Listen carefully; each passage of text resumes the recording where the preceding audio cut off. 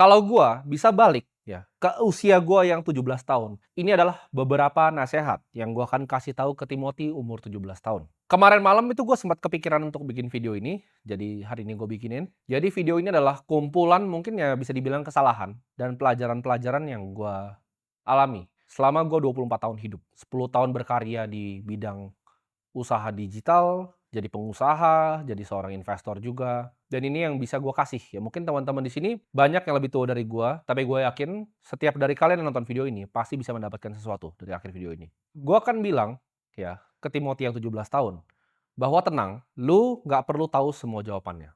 Maksudnya apa? Gue waktu 17 tahun, 18 tahun, bahkan mungkin masih tahun lalu ya, gue selalu banyak bertanya-tanya tentang apa yang gue sedang kerjakan. Apakah yang gue kerjakan itu benar? Dan apakah yang gue kerjakan itu sesuatu yang gue cintai? Tapi jawabannya adalah gue nggak perlu buru-buru untuk tahu semua jawabannya. Gue tuh orang yang gerasak-gerusuk ya, gue cepet orangnya. Gue akan kasih tahu bahwa tenang ya, lu yang masih bocah nih, lu masih kecil nih, lu nggak perlu tahu semuanya. Kadang dulu gue mikir apakah gue itu adalah seorang investor yang paling jago, tapi gue ngerasa waktu itu seumur gue, kayaknya Warren Buffett itu udah lebih muda mulai dari gue waktu dia invest Coca-Cola. Kayaknya gue adalah seorang investor yang nggak sejago Warren Buffett. Dan kalau kita ngomongin soal media, ya gue mungkin nggak seperti orang-orang jago banget yang udah bikin apa campaign yang Coca-Cola atau yang lain. Atau di bidang-bidang yang lain gitu. Tapi waktu yang akan berikan nanti jawabannya semua.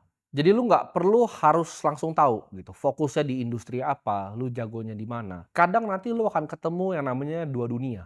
Contohnya, gue adalah seorang investor yang handal, tapi nggak semua investor itu bahkan bisa ngomong di depan kamera seperti ini, seperti gue. Jadi itu adalah dua dunia yang gue gabungin ya. Satu dari dunia investasi, satu dari dunia media. Nah, orang yang bisa gabungin dua dunia ini, gue kasih contoh lagi. Elon Musk adalah seorang engineer yang handal. Dia bisa bikin perusahaan seperti SpaceX, dia ngerti teknisnya dari Tesla, humanoid robot, Neuralink-nya dia ngerti. Dia engineer yang hebat, tapi dia adalah seorang salesman yang lebih hebat lagi sebenarnya. Jadi kalau Elon Musk kalian suruh gua nih analisa, dia itu bukan fully engineer. Dia mungkin engineer-nya 30%, 70%-nya adalah sales. Atau misalnya Jeff Bezos, dia adalah dua, dia adalah orang sistem dan dia juga adalah sebuah engineer. Jadi banyak orang-orang terkaya di dunia itu yang berhasil menggabungi yang gue sebutnya dua dunia ini. Kadang ada yang bahkan tiga. Lu fokus di satu aja gue bilang lu bisa jadi yang terhebat. Lu bisa jadi orang yang sukses, lu bisa jadi orang yang kaya. Tapi jawabannya lu harus lihat apa yang kira-kira lu jago, apa yang sebenarnya orang lain bilang lu jago.